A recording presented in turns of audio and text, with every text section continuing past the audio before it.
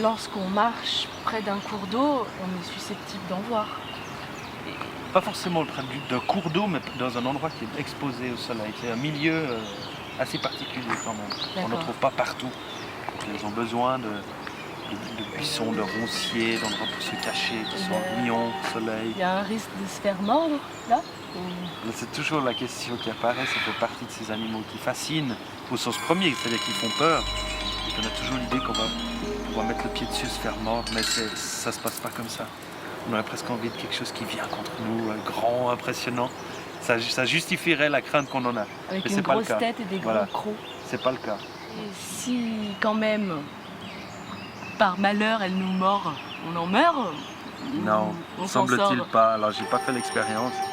C'est un animal qui est très discret d'une part, il n'y en a pas tant que ça. Et puis surtout, ces animaux qui vivent au ras du sol, ils ressentent toutes les vibrations. Elles tirent la langue et elles sentent en fait.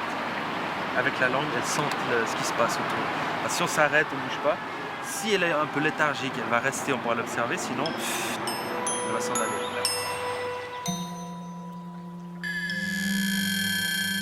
Là, c'est juste la température commence à être bonne, il fait suffisamment chaud. Preuve en est, c'est de la couleur qu'on avait avant. Mais c'est encore le début, là, c'est ombragé, il fait encore froid, c'est un peu humide, c'est pas encore. Il faudrait trouver la petite tache au soleil, voilà, dans son endroit là. Ça pourrait être bon. Là, il y a trop d'ombre. Ça a quelle couleur?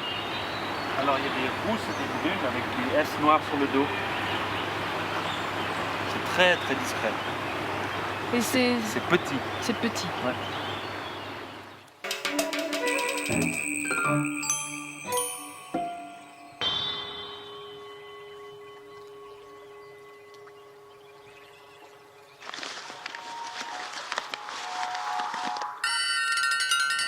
Pierre, Oui. j'avais jamais vu de serpent. Comment ça se fait qu'aujourd'hui on a la chance d'en voir un? Déjà parce qu'on est venu dans un endroit qui est très favorable pour les vipères, c'est un endroit où elles vivent.